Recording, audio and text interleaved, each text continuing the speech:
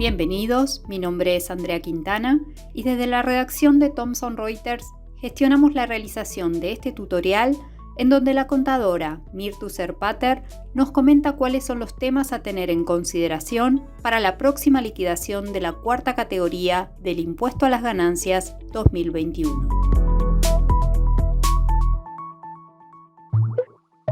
Hola, ¿cómo están? Soy Mirtu Serpater. El tema que vamos a tratar hoy es ganancias, cuarta categoría, relación de dependencia, y nos vamos a referir a algunos aspectos que son las novedades para el ejercicio periodo fiscal 2021.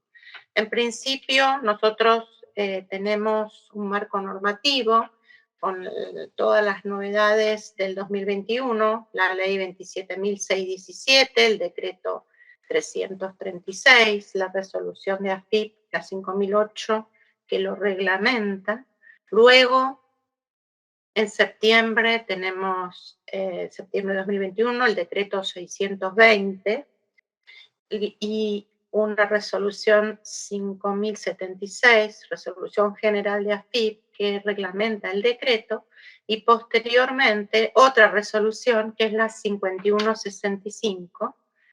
que vamos a ver que prorroga el plazo en forma excepcional para la presentación del formulario 572 web por parte de los trabajadores. Entonces, ¿cuáles son las fechas a tener en cuenta, tanto por el empleador como por el agente de retención como por el trabajador, en esta liquidación del impuesto? Primeramente, sabemos que el año fiscal comienza un 1 de enero, termina un 31 de diciembre, y que en la cuarta categoría se deben imputar las ganancias de acuerdo con su percepción, es decir, en el mes en que se perciben, y los gastos se van a considerar pagados cuando se abonen. En este gráfico podrán observar distintas fechas. Entre el 1 de enero y el 31 de diciembre, dijimos, es el periodo fiscal, ejercicio fiscal. El 31 de marzo del año siguiente es la fecha hasta la cual pueden presentarse, como dije, el 572 web, pero que esto se estableció otro plazo en forma excepcional para presentar este 572 web. Entonces los trabajadores tienen tiempo hasta el 13 de abril del 2022 inclusive.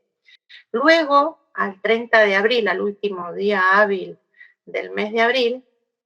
el agente de retención tiene que determinar la liquidación anual, y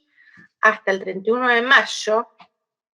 es la fecha en la cual el agente de retención debe informar el resultado de esta liquidación anual, siendo devolución o retención. ¿Cómo se determina este importe a retener? Primero se determina la ganancia bruta, es decir, la remuneración bruta, o el promedio de las remuneraciones o del haber bruto hasta el momento en que estamos liquidando cada uno de los meses.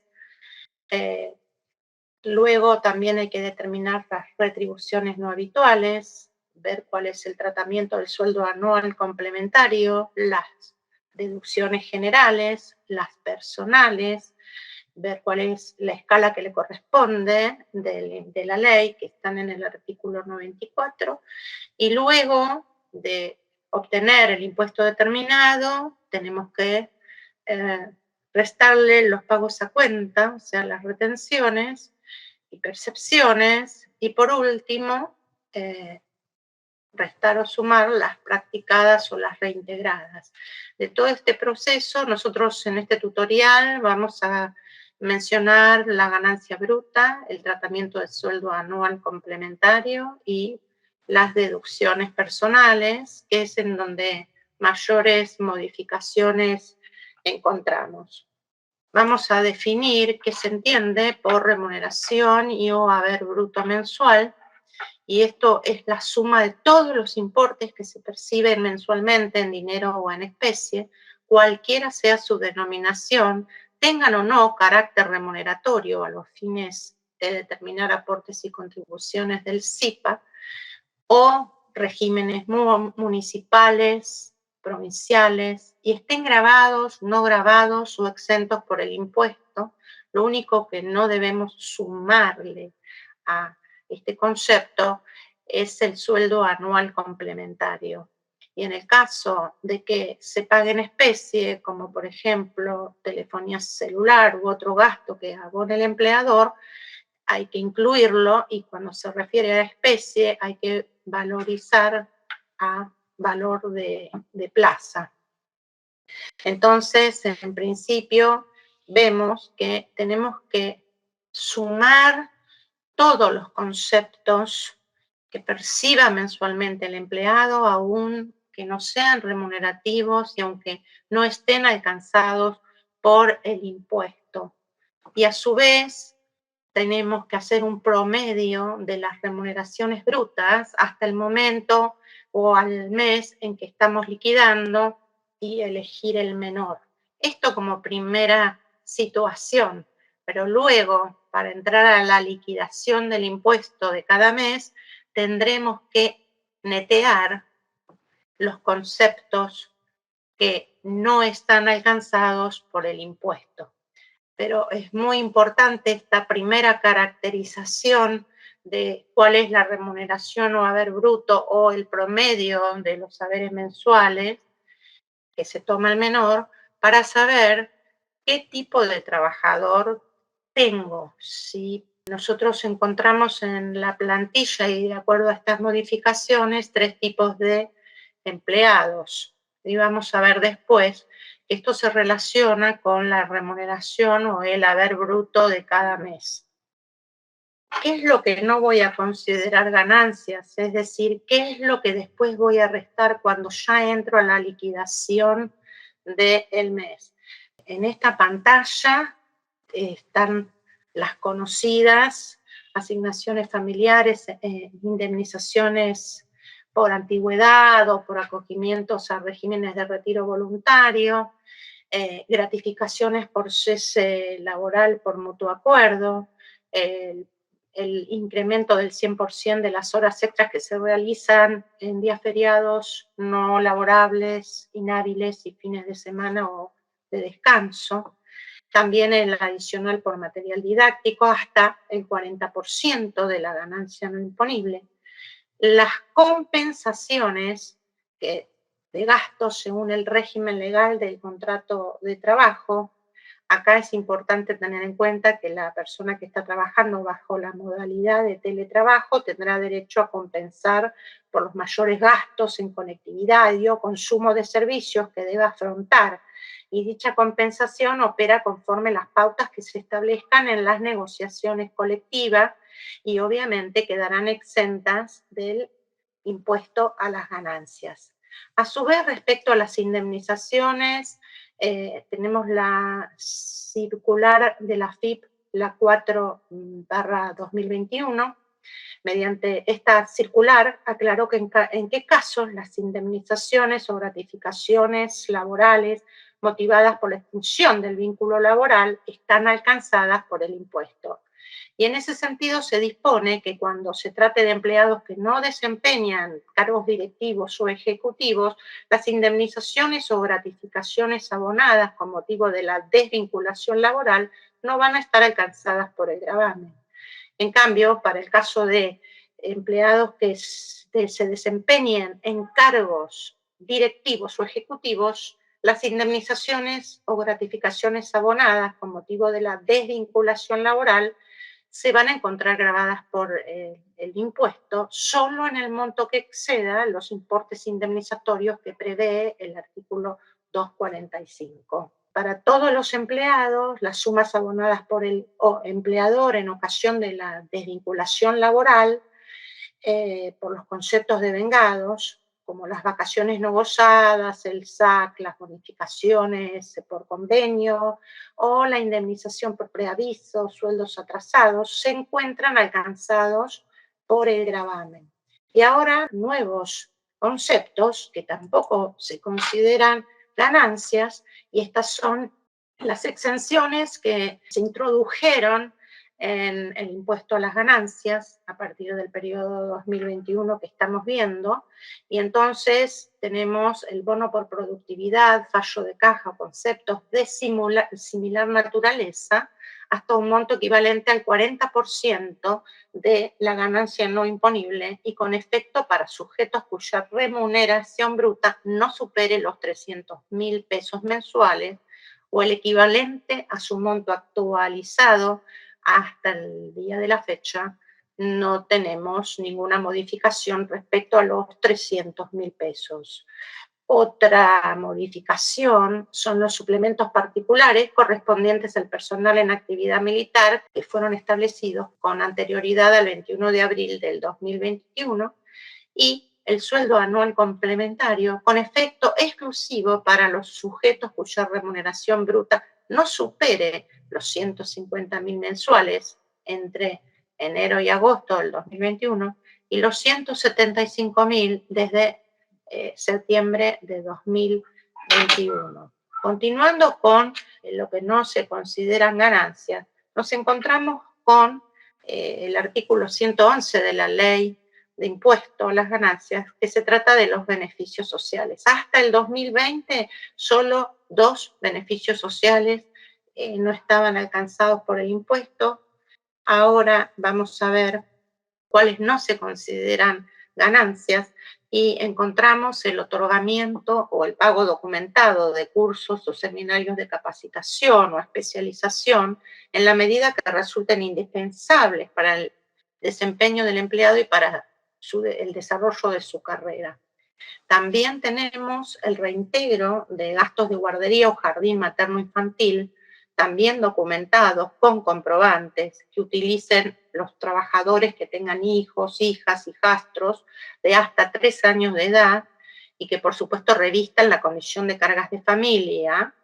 siempre y cuando el empleador no cuente con estas instalaciones. Y como novedad tenemos el decreto 144 del 2022, que reglamentó la obligación de ofrecer espacios de cuidado de niños en el establecimiento del empleador. Esto es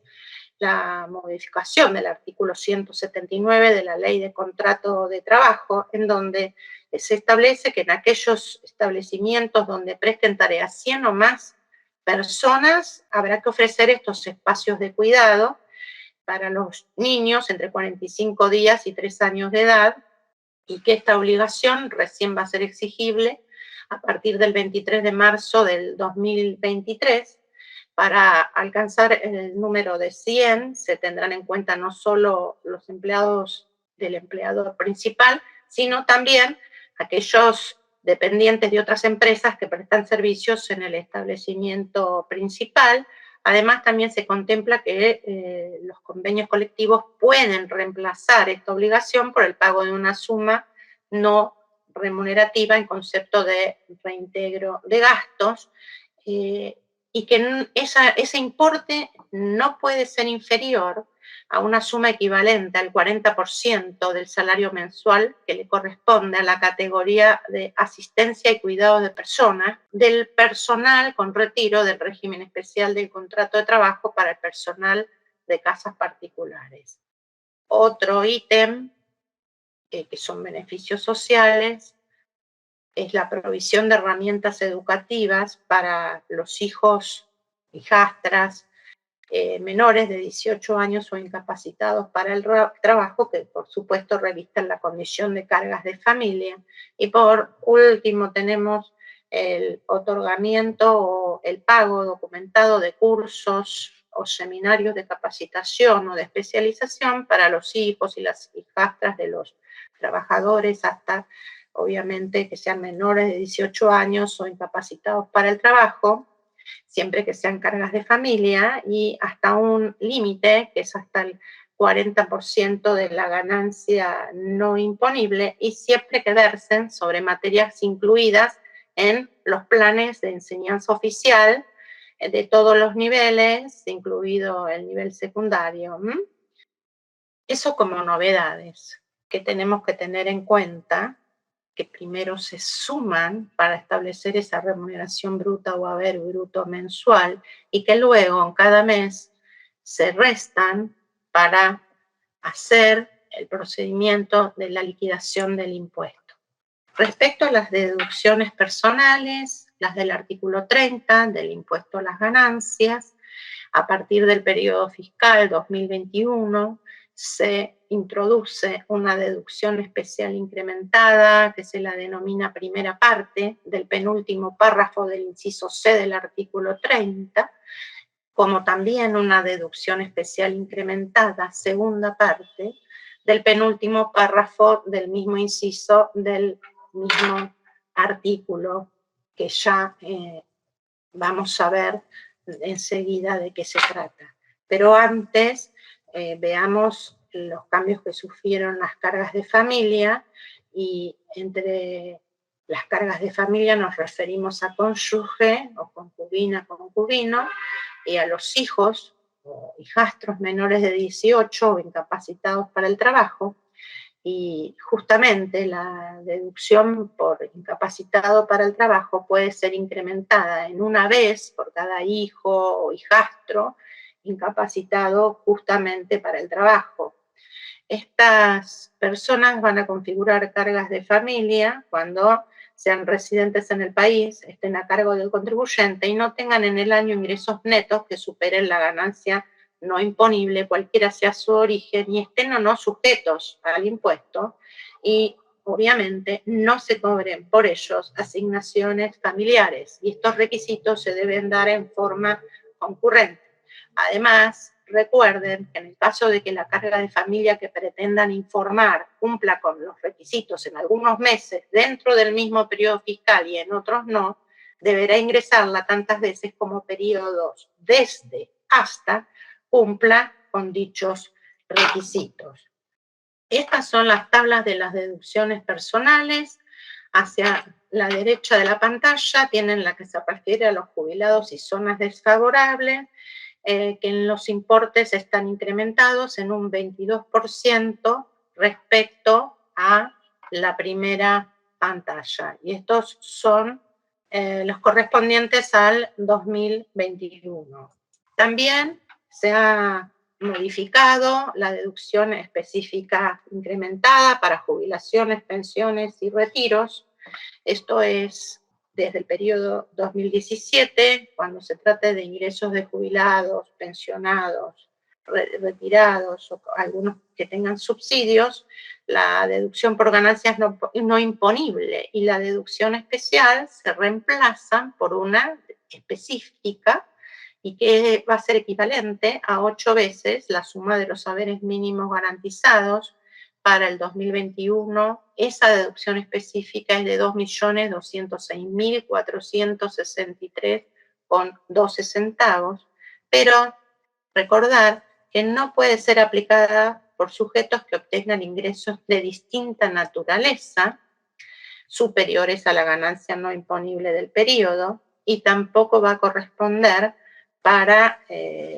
ni por quienes se encuentren obligados a tributar el impuesto sobre los bienes personales, excepto que esta obligación surja exclusivamente de la tenencia de un inmueble para la vivienda única. Vamos a introducirnos en lo que llamamos tramo de remuneración bruta, y como yo les había comentado, nos vamos a encontrar con 3 tipos de trabajadores diferentes dentro de la plantilla de personal, de acuerdo a los saberes brutos mensuales o al promedio de las remuneraciones brutas mensuales. Entonces, para las rentas que se hayan devengado entre enero y agosto del 2021,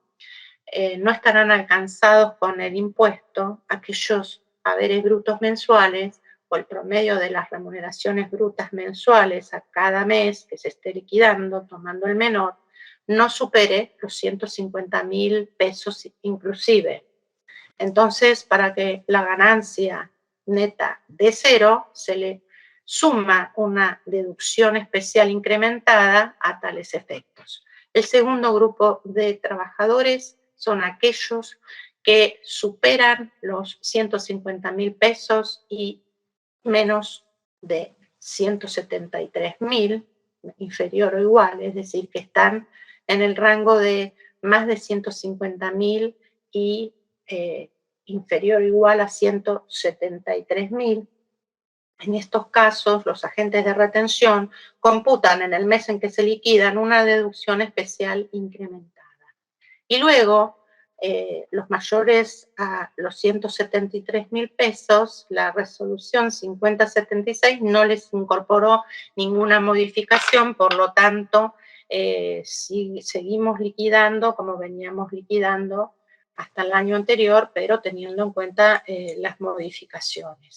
Ahora bien, para las rentas devengadas entre septiembre y diciembre del 2021, el primer grupo de trabajadores son aquellos que no superan los 175.000 pesos mensuales, es decir, que no van a estar alcanzados por el impuesto. El segundo grupo son aquellos que superan los 175.000 y resulta inferior o igual a 203.000. Es decir, que en el primer caso, en vez de 150.000, ascendieron a 175.000. En el segundo caso, lo que tenemos es que antes hablábamos de 150.000 hasta 175.000 y esto se ha modificado en cuanto al importe. Y los mayores a 203.000 pesos, tampoco la resolución modifica absolutamente nada respecto a los montos de las retenciones. Esto no implica que haya que hacer recálculos, ni en el mes de pago en que suceda un salto de remuneraciones, o sea, un cambio de grupo de trabajadores, ni en la liquidación anual. Y respecto al tratamiento del aguinaldo, lo que tenemos que tener en cuenta es que para la primera cuota del sueldo anual complementario, cuando el monto de la remuneración o el haber bruto no supere la suma de 150.000, va a estar exento del impuesto a las ganancias. Y la retención practicada cuando hubiese correspondido sobre la primera cuota de SAC no será posible de modificación en oportunidad del pago de la segunda cuota que corresponde a diciembre del 2021. En el caso de la segunda cuota, es decir, aquella que debe abonarse hasta el 18 de diciembre, cuando el monto de la remuneración supera o el promedio, el menor, supere los 175.000 pesos, no va a estar alcanzado el aguinaldo en ese segundo semestre. Bien. Lo que hay que tener en cuenta acá también es que, y antes de esto referido a los tramos del impuesto, cuando se define rentas devengadas a partir de septiembre, no, por más que diga devengadas, no cambia el criterio de percepción de la cuarta categoría. Por lo tanto, si algún empleador abonó el salario de septiembre antes del 27, o sea, antes de que surja la resolución y el decreto 620, tendrá que hacer una liquidación complementaria y devolver la diferencia de impuesto, en el caso que corresponda, en el primer periodo posterior al 27 de septiembre, que es cuando rige justamente el decreto 620 con la resolución 5076. Y para finalizar, respecto a la liquidación anual, esta tiene que ser realizada o practicada por quien actúe como agente de retención al 31 de diciembre del periodo fiscal por el cual se realiza, y el empleador designado como agente de retención debe efectuar la liquidación de impuesto a las ganancias, cuarta categoría, relación de dependencia, según el modelo que consta en el anexo 3 de la Resolución General 4003, y debe hacerlo a todos los empleados que fueron pasibles de retención del impuesto durante el periodo fiscal. Esta liquidación anual, el empleador estará obligado a presentarla ante la FIP en un archivo TXT cuando el empleado tenga la obligación de realizar la presentación de las declaraciones juradas patrimoniales informativas de ganancias y de bienes personales que superen la remuneración bruta alcanzada o exenta de 2.500.000 pesos, según la resolución 5008, o bien cuando el empleado no se le hubiere practicado la retención total del gravamen sobre las remuneraciones abonadas. En estos casos es cuando el sistema de AFIP genera el formulario de declaración jurada 1357, que luego pone a disposición del trabajador a través del CIRADIC trabajador. Respecto de los trabajadores no comprendidos en lo que mencionamos recién, el agente de retención puede optar por hacer la presentación de la liquidación anual mediante ese servicio con clave fiscal o entregarle al beneficiario de la renta una copia confeccionada siguiendo el modelo previsto en el anexo 3 de la resolución 4003. Bueno, y estos eran los temas que quería conversar con ustedes en el día de hoy. Muchísimas gracias por su atención.